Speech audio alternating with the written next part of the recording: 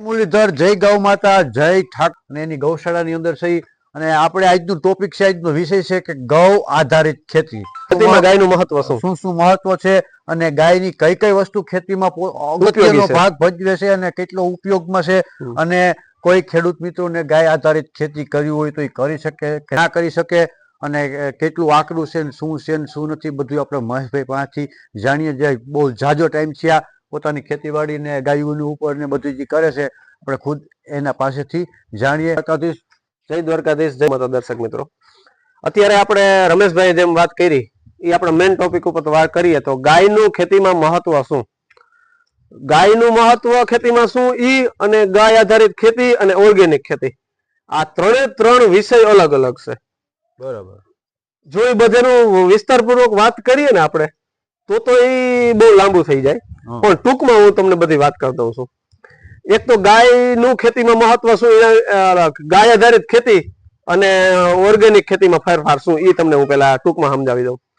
તો ગાય આધારિત ખેતી એટલે એમાં બધી વસ્તુ આપણે કઈ બહારથી છે ને બીજું બહુ લાવવાનું ના હોય, બધું આપણે ખેતીને ઇમ્યુનિટી પાવર વધારી અને આપણે ગાયની જે પ્રોડક્ટ હોય જીવામૃત બનાવવાના એવું બધું કરી અને ખેતીનો પાવર રેઝિસ્ટન્સ શક્તિ વધારી દેવાની અને ખેતી કરવાની, એને ગાય આધારિત ખેતી કહેવાય. અને ઓર્ગેનિક વસ્તુ એવી છે કે જે એના તત્વો ઘટતા હોય ને, માની લ્યો કે અત્યારે ફોસ્ફરસ નું પ્રમાણ કેટલું જોઈએ, નાઇટ્રોજન કેટલું જોઈએ, ઓલું કેટલું જોઈએ, તો એની પૂર્તિ કરવા માટે વૈજ્ઞાનિક ઢબથી આપણે જેટલું ઘટે ને, ધારો કે ગાયના ગોબરમાં કેટલો ફોસ્ફરસ હોય તો એટલો પૂર્તિ કરવાનો, તો ઈ ટૂંકમાં ઓર્ગેનિક ખેતી થઈ.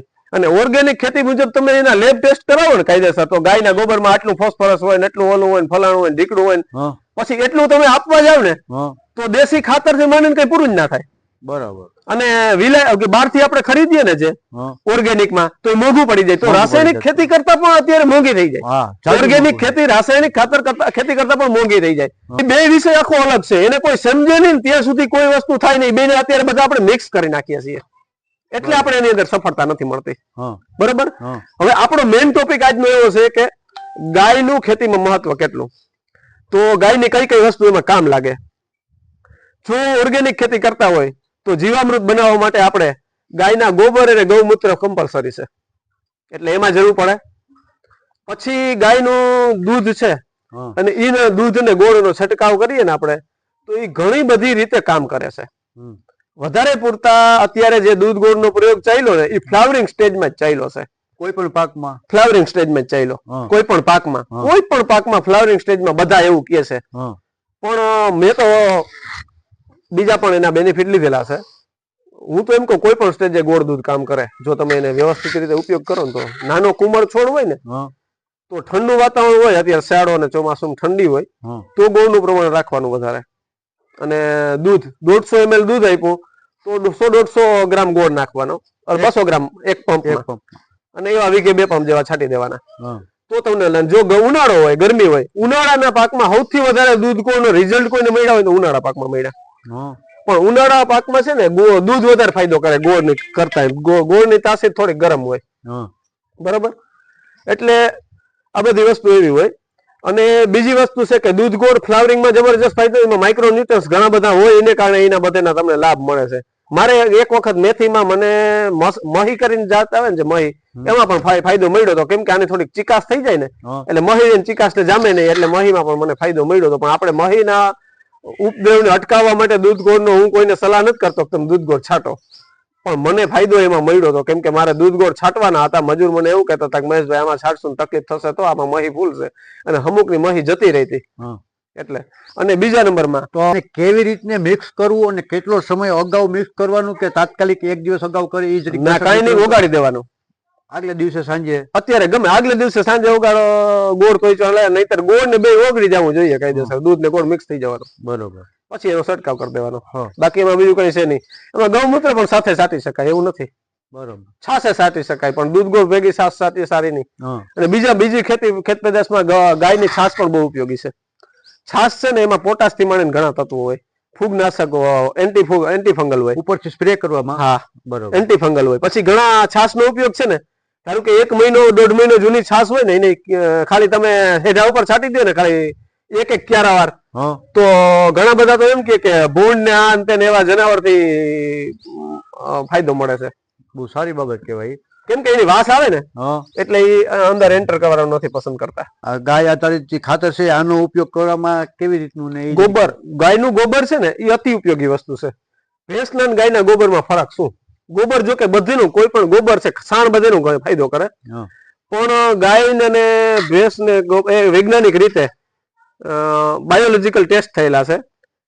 મને ફિક્સ આંકડો યાદ નથી, 100 ગ્રામ કે 1 ગ્રામ એવું કઈ ગોબર લીધું હતું. એમાંથી જે 300 કરોડ સૂક્ષ્મજીવોની સંખ્યા મળી હતી ને ગોબરમાં, એની સમકક્ષ એટલા જ છાણમાંથી ભેંસ અને આપણે જે વિદેશી ગાયો આવે ને એમાંથી 70 લાખની સંખ્યા મળી હતી. એ સૂક્ષ્મજીવો હોય ને એ 20 મિનિટમાં મલ્ટીપ્લાય થઈ જાય ગાયના ગોબરમાંથી, બધેમાંથી.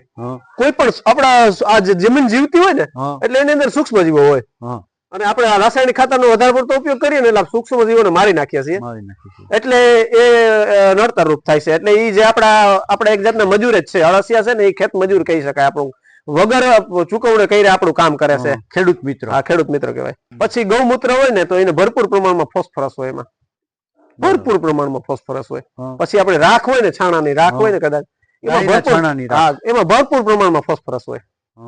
પછી ગાયના છાણાની રાખ હોય ને એનો આપણે કોઈ પણ પાકના સંગ્રહમાં ઉપયોગ કરીએ ને, એ વાપરીએ ને ડસ્ટિંગ તરીકે, તો પણ એને 1.5-2 વર્ષ સુધી હવામાં રહીએ. મતલબ કે એરટાઇટ કોઈ પણ વસ્તુને કરી દઈએ, આપણે બેરલમાં ભરી દઈએ, એરટાઇટ કરી દઈએ ને તો એને અનએરોબિક થઈ ગયું ટૂંકમાં, કે મતલબ કે હવાને ગેરહાજરીમાં એ રહ્યા છે. બાકી હવાની હાજરીમાં તો ઘઉં બગડી જાય ને, તો આ રાખ ભેળવી દઈએ ને તો એ હાજરીમાં રહે છે. એવું મેં સાંભળેલું છે, મેં ખુદ એનો ક્યારેય પ્રયોગ નથી કર્યો. પણ છે ગાય જયારે વ્યાતી હોય ને ત્યારે એનો પરપોટો આવે, એનું પાણી પણ આપણે એના બહુ ટૂંકમાં ફાયદાકારક હોય છે. બરોબર, એ ફળ અને ફૂલ માટે બહુ ઉપયોગી છે એવું કે છે. અને જે જર પડે ને વ્યાય ત્યારે, જેને આપણે મેલી કીએ, અમુક વિસ્તારમાં જર કીએ, જેને પ્લેસેન્ટા કહેવાય, એનું ઇંગ્લિશમાં નામ પ્લેસેન્ટા છે. એ પ્લેસેન્ટા હોય ને એને કોઈ પણ છોડની અંદર આપ્યું હોય ને તો એ એકદમ એને ટૂંકમાં ફળ લગાડવા માટે જોરદાર કામ કરે. એટલે આવતી સિઝનમાં એમાં પુષ્કળ પ્રમાણમાં તમે ન જોયા હોય ને એવા ફળ જોવા મળશે. જે ગાય આધારિત ખેતી આપણે કોઈ ખેડૂત મિત્રોને કર્યું હોય તો કેટલું સહેલું છે, શું એ પોસાય કે ના પોસાય એ વિશે? ના, ચોક્કસ પોસાય એવું નથી, ન પોસાય એવું. બધાને તકલીફ ત્યાં પડે છે. અત્યારે આપણે એગ્રીથી કોઈ પણ આજે જોયું, અત્યારે છે ને ફાસ્ટ જમાનો, ફાસ્ટ યુગ આવી ગયો, ઝડપથી. અત્યારે તમે વાળીએ ગયા, એમાં તમને ઈયર જોઈ ડાયરેક્ટ એગ્રોથી ડબલા લાવ્યા છાંટી દીધી, બીજા ત્રીજા દિવસે ચોથા દિવસે એના રિઝલ્ટ મળી ગયા, ઈયર નો સફાયો થઈ ગયો. પાછી એની સમયગાળા મુજબ પાછી પણ આવી જાય, માની લ્યો. એમ એ જ વસ્તુ પાછી આમાં પણ થતું જ હોય. તો ગાય આધારિત ખેતીમાં શું હોય કે એની ઇમ્યુનિટી પાવર વધારીને એ કંટ્રોલ કરવાનું છે, એક તો સૌથી વધારે. પછી આવે એના આવે, હું એમ નથી કહેતો એના બ્રહ્માસ્ત્ર છે, ફલાણા ઢીકડા, એવા ઘણા બધા આવે છે. મતલબ કે ગાય આધારિત ખેતી કરવી તો એના ઉપયોગ આપણે કરી શકીએ, જેને કારણે કંટ્રોલમાં લાવી શકીએ. પણ એ બધા નૈસર્ગિક નુસ્ખાઓ છે, એની માટે આપણે પહેલાથી અપડેટેડ રહેવું પડે કે આ સમયગાળો ભેજવાળું વાતાવરણ આવશે ત્યારે આ વસ્તુઓ આવશે. આપણે કેમ વડવાઓ ત્યારે આ એગ્રો નહોતા ત્યારે ખેતી થતી જ નહીં. 1960 થી આપણે રાસાયણિક ખાતર ને બધું તો એની પહેલા ખેતી તો થતી જ. બરોબર, તો ત્યારે કેમ બધાને જ્ઞાન હતું કે આ સમયમાં આવું થાય. અત્યારના સમયમાં આપણે યુવાનો આપણે એવું સમજીએ છીએ બધા કે આપણે બધા બહુ અપડેટેડ છીએ અને આપણે બધાને બહુ જાણકારી મળે છે અને આપણે બધા આધુનિક છીએ, પણ હકીકતમાં આપણા કરતા આધુનિક આપણા વડવાઓ ઋષિમુનિઓ હતા અને જે ખેતીઓ કરી જ ગયા અને એની પાસે જે જ્ઞાન ને જે બધું હતું ને એ આપણી પાસે નથી. પેલા એવું થાય કે પેલાથી અપડેટેડ રહેવું પડે ને, ટાઈમ ટુ ટાઈમ કઈ વસ્તુ ક્યારે આવે ને એનું કેવી રીતે નિયંત્રણ કરવું ને એ મહત્વની વાત હોય. ખર્ચાળ છે કે પોહાય કે ના પોહાય ગાયોને, જે આપણે ગાયોને ખોરાક માટેનો ચારો છે એ પછી દરેક ખેડૂત મિત્રોને પોસાતો હોય? ટૂંકી જગ્યા ખેડૂતોને ચોક્કસ પોસાય. અત્યારે કેવું ચાલે છે, અત્યારે અલગ ટ્રેન્ડ છે. બહુ પૈસાદાર માણસો હોય ને એને ઘણા એમ થાય મારે કઈ ઘટે એવું નથી, હું ધારી એટલે ખોળ ચાળી શકે, બધું ગાયો પાછળ ખર્ચો કરી શકે, એ લોકો ગાયો રાખે છે. બરાબર. પછી મોટા લેવલ ઉપર અમુક પ્રોફેશનલ લેવલમાં ગાયો રાખે છે, એમાં 90% ફેલ છે. 90% ગૌશાળાઓ ફેલ છે એમ કહીએ તો કહી શકાય એ બાબતમાં. કેમ કે એ બધીનો ટ્રેન્ડ અલગ છે. જે ખેડૂતો ગાયો ઓછી રાખે છે, ખેડૂતો ગાયો રાખતા થશે ને એ ચોક્કસ ગૌપાલન ત્યારે થશે 100%, તો જ થઈ શકે. કેમ કે એનો ખેડૂત પાસે ઘરનો ચારો હોય, પછી ખેતરમાં એને ગોબરની જરૂરિયાત હોય, ગૌમૂત્રની જરૂરિયાત હોય. મતલબ કે ભલે તમે રાસાયણિક ખેતી કરો છો તેમ છતાં ગોબર ને જે પણ છાણ મળે છે ને, અત્યારે માની લ્યો કે મારે જ અત્યારે છે નહીં નફો નહીં નુકસાન ઉપર ચાલે છે. જે પણ અમે ઘી ને દૂધ ને વેચીએ ને એમાંથી ગાયોનું બધું થઈ જાય છે, વાછરડા મોટા થાય છે અને ખાતર થાય છે. કઈ નહીં તો 70-80 નું મારે એક વર્ષમાં લાખ નું ખાતર થાય. અમારે અહીંયા અત્યારે એક ટેલરના 4-5 હજાર રૂપિયા ભાવ ચાલે. મારે જે આ ખાતર છે ને 5,000 રૂપિયામાં હું અત્યારે કહું કે મારે એક ટેલરે ખાતર વેચવું તો કોઈ એક દિવસ ના રહીએ.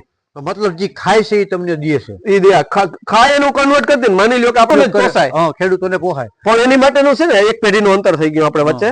વાત કર્યું ને પરંપરાગત જે રૂઢિચુસ્તતાથી જે આ ગૌપાલન થતું હતું ને એ જાણકારી આપણે બંધ થઈ ગઈ. ઉદાહરણ તરીકે તમને એવું વાત કરો, તમને ખેતીમાં કઈ ભાન ના પડતી હોય, તમે એગ્રો વાળાના આધારે તમે ખેતી કરો તો તમારે ખેતીમાં કેટલા રૂપિયા વધે એટલા સમજી જાવ. એવી રીતે અત્યારે ગાયોનું આપણે પાલન કરીએ તો ગાયો સાચવવી આપણે મોંઘી પડે.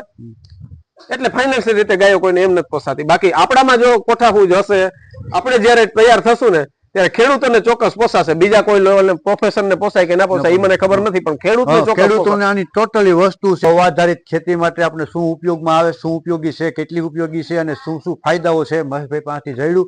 તો મહેશભાઈ આ વિડીયોને પણ આપણે અહીંયા વિરામ દઈશું. જય દ્વારકાધીશ, જય દ્વારકાધીશ, જય ગૌ માતા.